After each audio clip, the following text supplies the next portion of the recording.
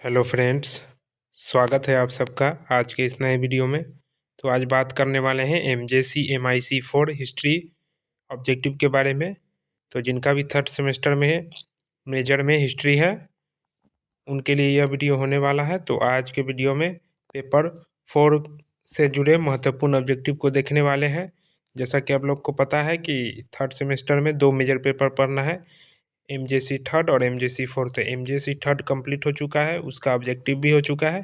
तो आज के वीडियो में MJC MIC 4 के ऑब्जेक्टिव को देखेंगे। तो चलिए एक एक करके सभी ऑब्जेक्टिव को देखते हैं।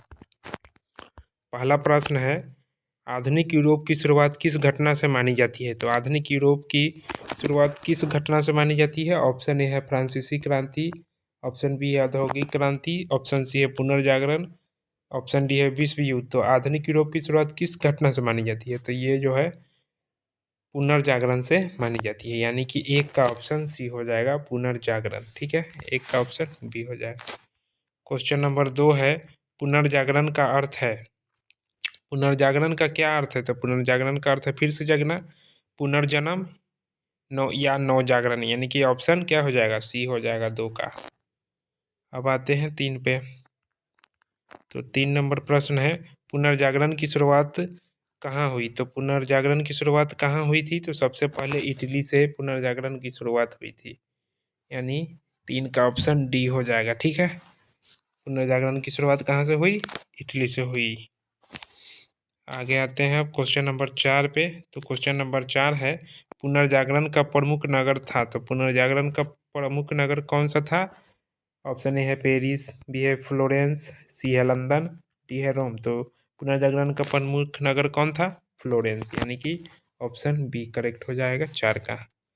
अब आते हैं क्वेश्चन नंबर 5 पे। तो 5 क्या है सो देखिए, 5 नंबर प्रश्न है, सामंतवाद किस आंदोलन से जुड़ा है? तो सामंतवाद किस आंदोलन से जुड़ा है?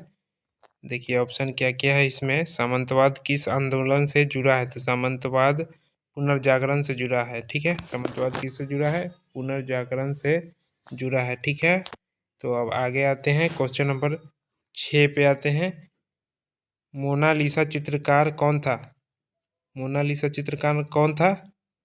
तो इसका ऑप्शन बी हो जाएगा लियोनार्डो दा विंची। ठीक है, तो मोनालिसा चित्रकार कौन था? Leonardo da Vinci. ठीक है, क्वेश्चन नंबर 6 का ऑप्शन बी हो जाएगा। तो अब आगे बढ़ते हैं, क्वेश्चन नंबर 7 देखते हैं। क्वेश्चन नंबर 7 क्या है? The last. तो क्वेश्चन नंबर 8 है, डिवाइन कॉमेडी के लेखक हैं। तो डिवाइन कॉमेडी के लेखक कौन है? तो देखिए डिवाइन कॉमेडी के लेखक कौन है? ऑप्शन क्या क्या है? ऑप्शन में आपका है पेटार्क हो गया, दांते हो गए, इरा इरा इरास्मस हो गए, मिल्टन हो गए। तो डिवाइन कॉमेडी के लेखक कौन है? दांते। तो डिवाइन कॉमेडी के लेखक दांते हैं, यानी कि 8 का ऑप्शन बी हो जाएगा। अब आते हैं क्वेश्चन नंबर 9 पे। तो क्वेश्चन नंबर 9 क्या है? मुद्रण कला का आविष्कार किसने किया? तो मुद्रण कला का आविष्कार किसने किया? तो मुद्रण कला का आविष्कार गुटेनबर्ग ने किया। ठीक है, मुद्रण कला का आविष्कार किसने किया? गुटेनबर्ग, यानी कि ऑप्शन बी हो जाएगा 9 का। क्वेश्चन नंबर 10 है, मानवतावाद का जनक किसे कहा जाता है? तो मानवतावाद का जनक किसे कहा जाता है? तो मानवतावाद का जनक पेट्रार्क को कहा जाता है। ठीक है, किसको कहा जाता है मानवतावाद का जनक? पेट्रार्क को, यानी कि 10 का ऑप्शन भी हो जाएगा पेट्रार्क। अब आते हैं क्वेश्चन नंबर 11 पे। द प्रिंस पुस्तक के लेखक है। द प्रिंस पुस्तक के लेखक कौन है? तो द प्रिंस पुस्तक के लेखक है मैकियावेली। ठीक है, कौन है द प्रिंस पुस्तक के लेखक? मैकियावेली, यानी कि ऑप्शन सी हो जाएगा 11 का। ठीक है, क्वेश्चन नंबर 12 है, सामंतवाद का पतन किस कारण से हुआ? तो सामंतवाद का पतन किस कारण से हुआ? शिक्षा से, व्यापार व नगरीकरण से, युद्ध से, या धर्म से? तो जो सामंतवाद का पतन हुआ वो हुआ व्यापार व नगरीकरण से। ठीक है, शिक्षा भी है, लेकिन सबसे महत्वपूर्ण व्यापार और नगरीकरण है। ठीक है, तो सामंतवाद का पतन किस कारण से हुआ? व्यापार व नगरीकरण से हुआ। ठीक है, यानी कि 12 का ऑप्शन बी हो जाएगा। अब चलिए 13 नंबर प्रश्न क्या है? निरंकुश राजतंत्र का अर्थ है। तो निरंकुश राजतंत्र का क्या अर्थ होता है?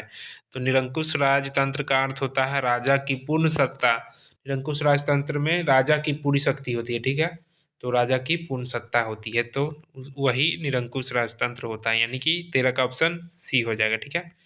क्वेश्चन नंबर 14 है, मैं ही राज्य हूँ, मैं ही राज्य हूँ, यह कथन किसका है? तो मैं ही राज्य हूँ, यह कथन किसका है? तो यह कथन है लुई 14वां का। ठीक है, किसका है? लुई 14वां का यह कथन है, मैं ही राज्य हूँ। 14 का ऑप्शन बी। चलिए, क्वेश्चन नंबर 15 है, लुई 14वां किस देश का शासक था? तो लुई 14वां जो है किस देश का शासक था? तो यह फ्रांस का शासक था। ठीक है, तो लुई 14वां फ्रांस का शासक था, यानी 15 का ऑप्शन बी। अब बात करते हैं क्वेश्चन नंबर 16, वर्साय महल किसने बनवाया? तो वर्साय महल जो है किसने बनवाया था? तो वर्साय महल जो है लुई 14वां ने ही बनाया था। कौन बनाया था वर्साय महल? लुई 14वां ने बनाया था। चलिए, अब बात करते हैं क्वेश्चन नंबर 17 का। तो 17 नंबर क्वेश्चन क्या है, इंग्लैंड में संसद और राज्य के बीच संघर्ष किस काल में? तो क्या है 17 नंबर प्रश्न? 17 नंबर प्रश्न है, इंग्लैंड में संसद और राजा के बीच संघर्ष किस काल में हुआ? तो इंग्लैंड में संसद और राजा के बीच संघर्ष किस काल में हुआ? तो देखिए ऑप्शन में है ट्यूडर काल, स्टुअर्ट काल, नॉर्मन काल, विक्टोरियन काल। तो ये जो है कब हुआ था? स्टुअर्ट काल में हुआ था, यानी 17 का ऑप्शन बी हो जाएगा। क्वेश्चन नंबर 18 पे आते हैं, इंग्लैंड का गृह युद्ध किसके समय हुआ? तो इंग्लैंड का गृह युद्ध किसके समय में हुआ था? तो ये है ये जो है चार्ल्स प्रथम के समय में शुरू हुआ था। ठीक है, इंग्लैंड का गृह युद्ध किसके समय हुआ? तो चार्ल्स प्रथम के समय। 18 का ऑप्शन बी हो जाएगा, चार्ल्स प्रथम। 19 नंबर क्वेश्चन है, चार्ल्स प्रथम को दंड क्या दिया गया? तो इसको कैसा दंड दिया गया? तो इसको सीधा मृत्यु दंड दिया गया चार्ल्स प्रथम को। 19 का ऑप्शन सी। अब क्वेश्चन नंबर 20 है, कॉमनवेल्थ शासन किसने स्थापित किया? तो कॉमनवेल्थ शासन को किसने स्थापित किया? तो कॉमनवेल्थ शासन जो है वो ओलिवर क्रॉमवेल के द्वारा स्थापित किया गया। किसके द्वारा? ओलिवर क्रॉमवेल के द्वारा, यानी कि 20 का ऑप्शन बी। क्वेश्चन नंबर 21 है, वाणिज्यवाद का उद्देश्य था। वाणिज्यवाद का क्या उद्देश्य था? तो वाणिज्यवाद का उद्देश्य था अधिक धन और सोना जमा करना। ठीक है, अधिक धन जमा करना वाणिज्यवाद का उद्देश्य था। 21 का ऑप्शन सी हो जाएगा। क्वेश्चन नंबर 22 है, वाणिज्यवाद किससे संबंधित है? तो वाणिज्यवाद किससे संबंधित है? तो वाणिज्यवाद जो है व्यापार से संबंधित है, बिल्कुल। तो वाणिज्यवाद किससे संबंधित है? व्यापार से संबंधित है। ठीक है, क्वेश्चन नंबर है आपका अब कितना नंबर? तो 23 नंबर क्वेश्चन अगर देखें तो 23 नंबर आपका प्रश्न क्या है?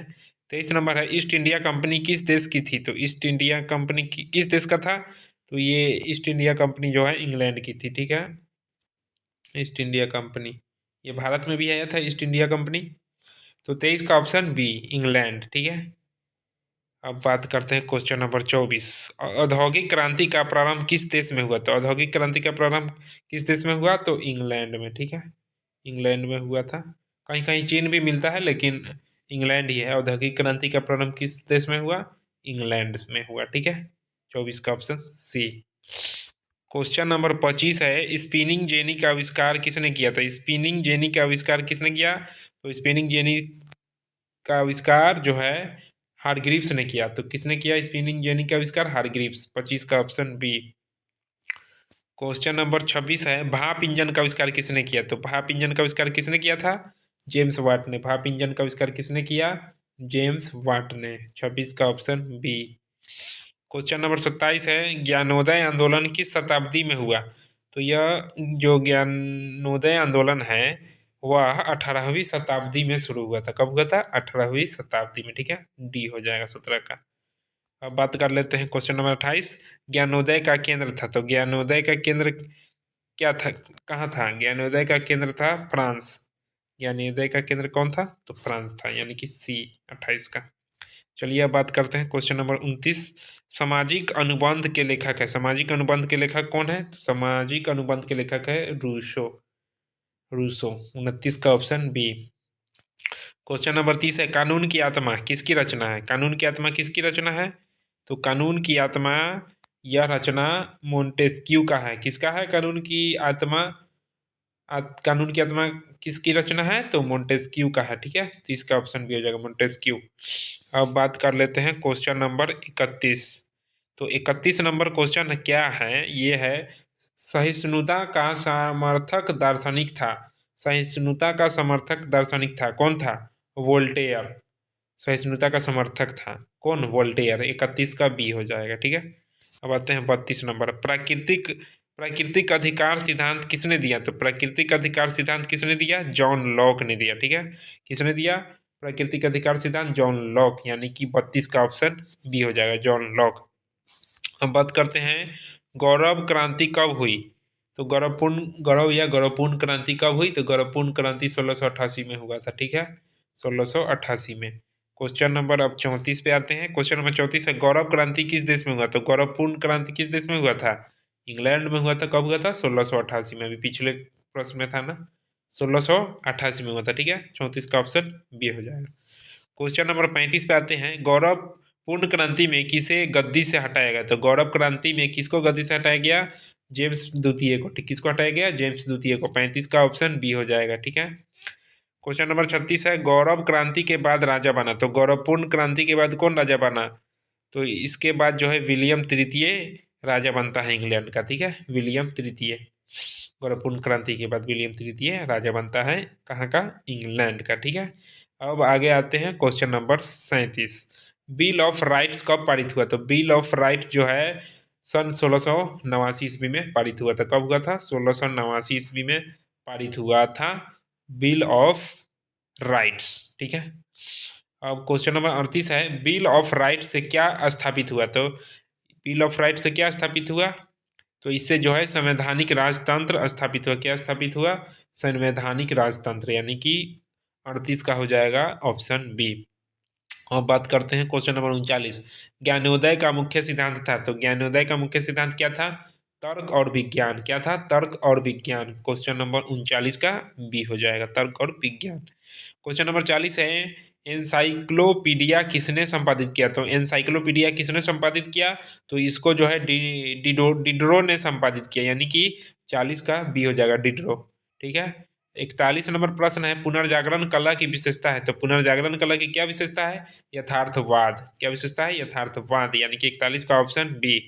क्वेश्चन नंबर 42, कोपरनिक्स किससे संबंधित है? तो कोपरनिक्स कौन था? तो कोपरनिक्स एक खगोल शास्त्र थे। तो कोपरनिक्स किससे संबंधित है? खगोल शास्त्र से संबंधित है, ऑप्शन बी हो जाएगा 42 का। क्वेश्चन नंबर कितना? अब 43 क्वेश्चन नंबर है।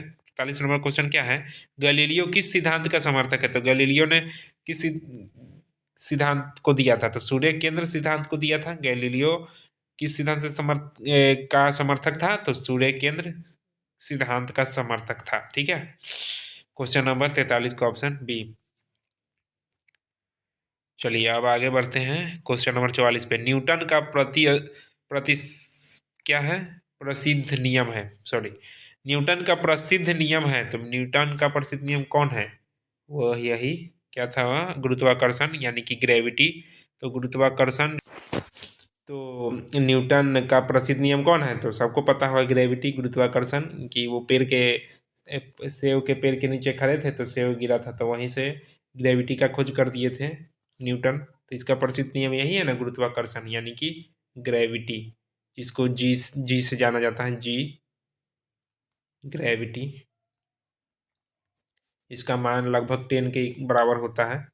चलिए अब क्वेश्चन नंबर 45 है, मानवतावाद का केंद्र क्या था? तो मानवतावाद का केंद्र क्या था? मनुष्य। मानवतावाद का केंद्र क्या होना चाहिए? तो मनुष्य ही होना चाहिए, तो मनुष्य ही था, ठीक है, 45 का ऑप्शन में।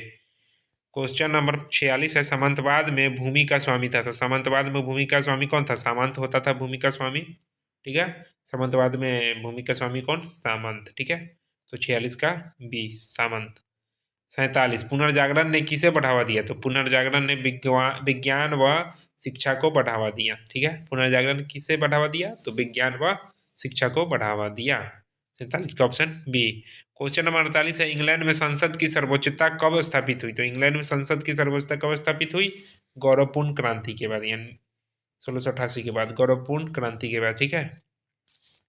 अब बात कर लेते हैं क्वेश्चन नंबर 49, ज्ञानोदय ने किस क्रांति को प्रेरित किया? तो ज्ञानोदय ने फ्रांसीसी क्रांति को प्रेरित किया। 49 का ऑप्शन सी हो जाएगा। चलिए अब लास्ट क्वेश्चन है, क्वेश्चन नंबर 50, आधुनिक लोकतंत्र की नींव किस आंदोलन से पड़ी? तो आधुनिक लोकतंत्र की नींव किस आंदोलन से पड़ी? तो ज्ञानोदय से पढ़ी। तो आधुनिक लोकतंत्र की नींव किस आंदोलन से पढ़ी? तो ज्ञानोदय से, यानी कि 50 का ऑप्शन सी हो जाएगा, जो कि इस सेशन का अंतिम प्रश्न है। तो अगर आपका भी मेजर में मेजर 4 में हिस्ट्री है तो आप इस वीडियो को जरूर देखिए। यह एग्जाम के लिए काफ़ी महत्वपूर्ण प्रश्न है, पीवीआई प्रश्न है। इसको सिलेबस के अकॉर्डिंग तैयार किया गया है, जो कि एग्जाम में पूछे जाने की पूरी संभावना है। तो आप लोग इस वीडियो को ज़्यादा से ज़्यादा शेयर कीजिए और लाइक कीजिए और चैनल को सब्सक्राइब कीजिए। तो मिलते हैं इसी तरह अगले वीडियो में, तब तक के लिए धन्यवाद। जय हिंद।